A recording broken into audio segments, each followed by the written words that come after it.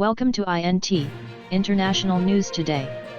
Russian President Vladimir Putin on Thursday claimed the liberation of the flattened city of Mariupol after nearly 2 months of fighting, but signaled he would forego a final bloody offensive against beleaguered Ukrainian defenders there. The fate of the besieged port has become totemic as Russia battles to complete a land bridge covering territories of Ukraine already under its control, including Crimea.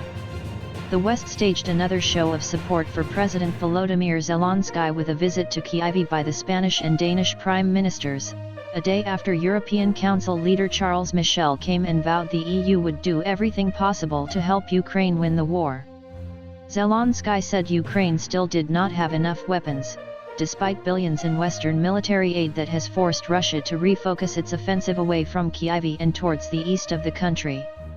In morgues around the capital, the bodies of some 1,020 civilians are being stored after Russian troops withdrew from the region, Deputy Prime Minister Olga Stefanishyna told AFP.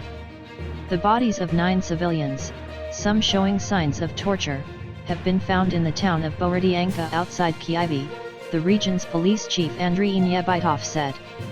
The Russian military knowingly shot civilians who did not put up any resistance, he said, adding that one of the victims was a 15-year-old girl.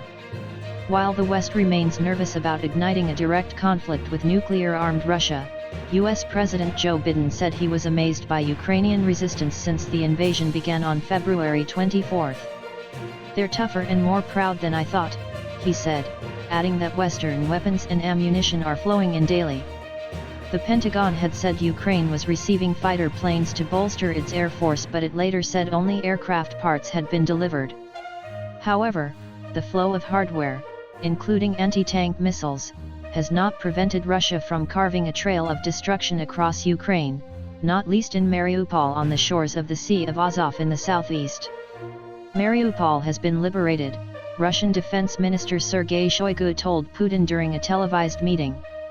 The remaining nationalist formations took refuge in the industrial zone of the Azovstal plant.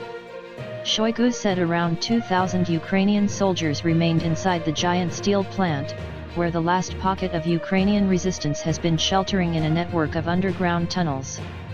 Thousands of civilians are believed to have died in the besieged city, and up to 2,000 others are also sheltering in the plant without access to drinking water or food, according to Ukrainian authorities. Putin said the liberation of Mariupol was a success for Russian forces but ordered Shoigu to call off the planned storming of the industrial area, dismissing it as impractical.